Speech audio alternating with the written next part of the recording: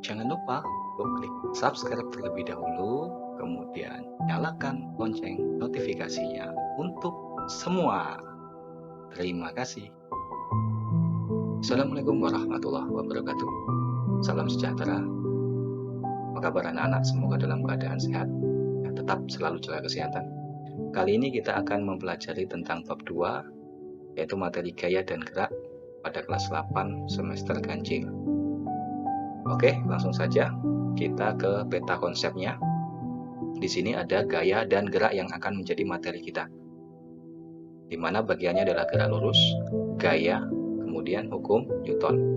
Kemudian gerak dibagi menjadi dua ya, dalam keadaannya, sesuai dengan keadaannya, kemudian sesuai dengan lintasannya. Sesuai dengan keadaannya, ini dibagi menjadi gerak nyata dan gerak semu. Kemudian sesuai lintasannya dibagi menjadi gerak lurus, gerak melingkar, dan gerak parabola.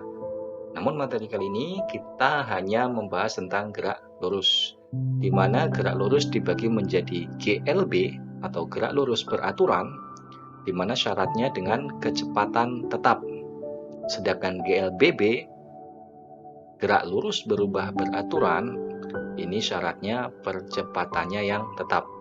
Di mana GLBB sendiri dibagi menjadi dua, yaitu GLBB dipercepat dan GLBB diperlambat.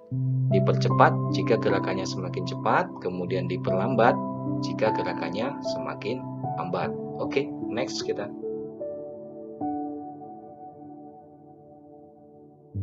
Iya, gerak secara definisi adalah perubahan posisi atau jarak terhadap titik acuan ya. Jadi benda yang bergerak terhadap titik acuan benda lain, jarak atau posisinya pasti keduanya berubah.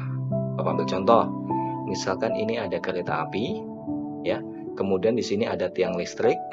Maka orang yang berada di dalam kereta api yang bergerak ini jika acuannya tiang listrik atau ada orang yang di luar sini, maka benda ini akan bergerak terhadap tiang listrik atau benda ini akan bergerak terhadap orang yang ada di sekitarnya. Ya, gerak bersifat relatif, artinya gerak tidaknya benda ditentukan oleh keadaan si pengamat. Misalkan seperti ini, pengamat yang berada di tepi jalan pasti melihat bahwa kamu yang sedang berada di dalam mobil bergerak. Namun, kamu yang sedang berada di dalam mobil akan melihat bahwa pengamat juga bergerak dengan arah yang berlawanan, ya. Padahal pengamatnya diam dengan arah gerakmu, ya. Ini arah gerakmu. Jadi sifat relatif bergantung pada titik acuan yang digunakan, begitu.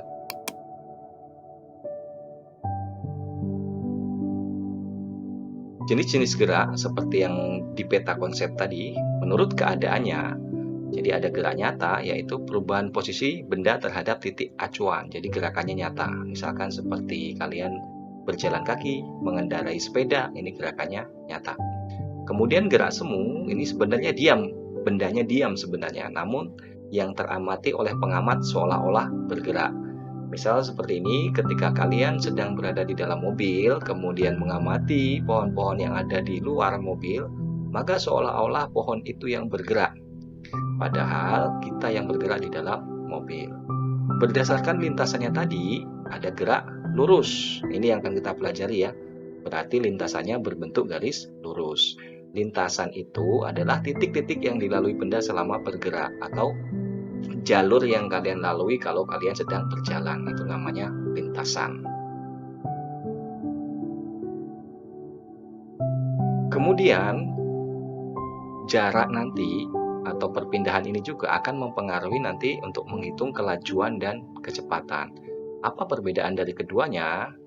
Jarak itu dihitung seberapa jauh benda itu bergerak. Artinya yang dihitung adalah panjang lintasannya. Sedangkan perpindahan ini hanya dihitung seberapa jauh benda tersebut berpindah. Jadi acuannya hanya titik awal dan titik akhir, posisi akhirnya. Jadi dia tidak dihitung lintasannya dari mana ke mana. Di perpindahan ini hanya melihat di mana awalnya dan di mana akhirnya. Yang dihitung dari titik awal ke titik akhir saja.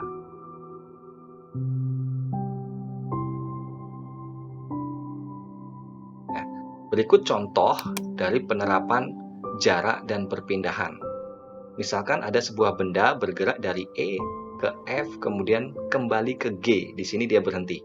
Artinya, posisi E ini posisi awal, posisi G ini posisi akhir. Jika kita akan menghitung jarak, maka seluruh yang dilalui benda tadi dihitung.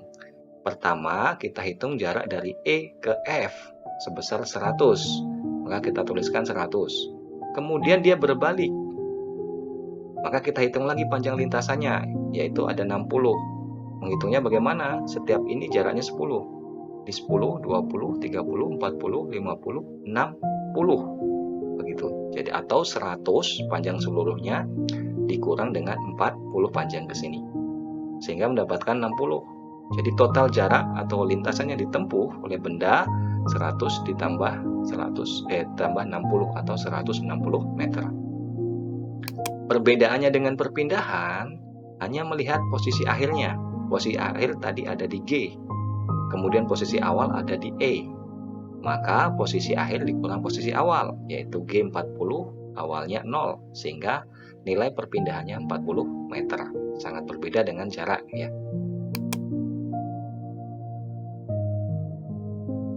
Ya, kemudian kelajuan dan kecepatan ini juga mempunyai perbedaan. Kelajuan itu menggunakan nilai jarak, sedangkan kecepatan menggunakan nilai perpindahan yang dihitung per satuan waktu. Jadi kalau per satuan waktunya sama, tetapi yang membedakan adalah kelajuan menggunakan jarak, kecepatan menggunakan perpindahan. Oke, kita ke sini. Kelajuan tetap jika benda bergerak itu tiap bagian jarak yang ditempuh dalam waktu yang sama. Seperti tadi, misalkan dari A ke F ke G, ini waktunya berapa, kemudian jaraknya berapa, baru ketemu kelajuan. Sedangkan kelajuan rata-rata itu ditempuh dari jarak tertentu. Jadi tiap bagian nanti dijumlahkan dari E ke F, atau kita bisa kembali lagi seperti ini. Nah, dari E ke F berapa jaraknya, berapa waktunya, kemudian ditambah dari F ke G berapa jaraknya, berapa waktunya itu. Kemudian kelajuan karena hanya ada besaran dan satuan, maka ini merupakan besaran skalar. Sedangkan kecepatan karena dipengaruhi oleh arah, maka ini disebut dengan besaran vektor. Kemudian kelajuan atau bisa disimbolkan dengan huruf V ini akan sama dengan jarak, ya disimbolkan dengan S, dibagi waktunya, waktu tempuhnya, atau disimbolkan dengan huruf T gitu. Nah, berikut ini adalah contoh-contoh dari soal penerapan kelajuan dan kecepatan ya. Sebuah mobil berjalan dengan kelajuan karena di sini hanya ada nilai dan satuan 10 meter atau V sama dengan 10 meter ya. Kemudian melintas misalkan dari Bandar Lampung menuju Bakauheni, perjalanan menempuh waktu 2 jam ya. 2 jam ini waktunya atau T. Nah, berapakah jarak yang sudah ditempuh dari Bandar Lampung ke Bakauheni? Jadi kita lihat waktunya dulu ada 2 jam, diubah menjadi sekon atau detik. Ya, 1 jam 3.600, berarti kalau 2 jam 7.200 detik. Sehingga jarak dapat dihitung dengan kecepatan atau V dikali dengan waktu. Kecepatannya 10, ya, kemudian waktunya 7.200 detik. Sehingga ketemulah 72.000 meter. Kenapa ini meter? Karena pada kecepatan tadi masih menggunakan satuan meter. Sehingga kalau ingin kita jadikan kilometer, ini kita bagi dengan 1000 gitu.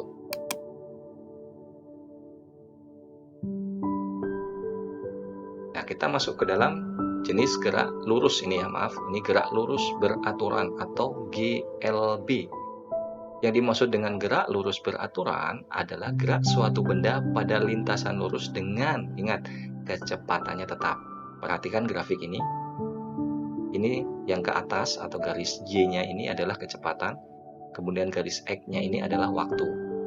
Karena kecepatan tetap, maka bentuk grafiknya dia berupa garis mendatar, horizontal seperti ini. Ya, ini namanya gerak lurus beraturan, kecepatannya tetap.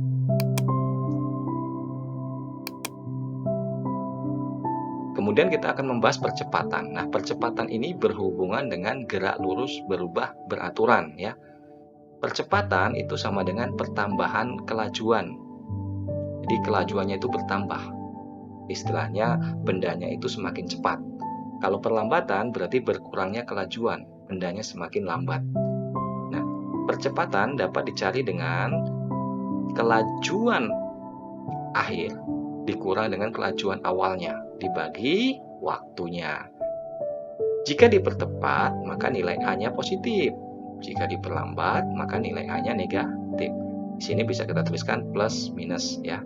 Maksudnya apa? Kecepatan akhir dapat dicari dari kecepatan awal benda. Jika dia bergerak dipercepat, maka di sini tandanya plus ya. Di sini tanda plus, percepatan dikali dengan waktunya.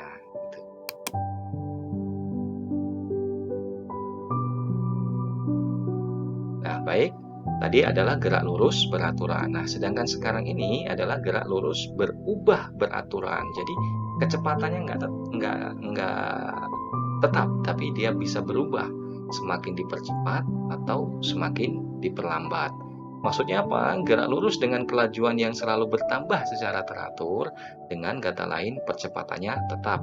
Ini jika dia dipercepat ya. Gerak lurus berubah beraturan merupakan gerak benda dengan lintasan lurus dan percepatan tetap. Akibat gerak lurus berubah beraturan ini adalah gerak benda yang dipercepat beraturan atau gerak benda yang diperlambat beraturan. Jadi Bapak berikan contoh seperti ini. Jika dia dipercepat, seperti kita mengendarai sepeda yang tidak dikayuh di jalan yang menurun dan tidak direm, maka gerakan benda itu akan semakin cepat. Ini namanya GLBB, dipercepat. Atau buah yang jatuh dari pohonnya, maka gerakannya akan semakin cepat.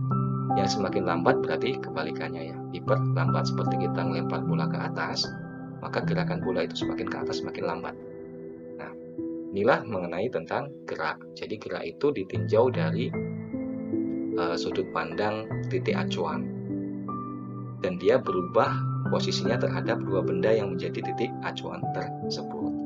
Mudah-mudahan dapat dipahami. Tetap semangat belajar, tetap jaga kesehatan di rumah. Kita berjumpa lagi dengan materi-materi selanjutnya.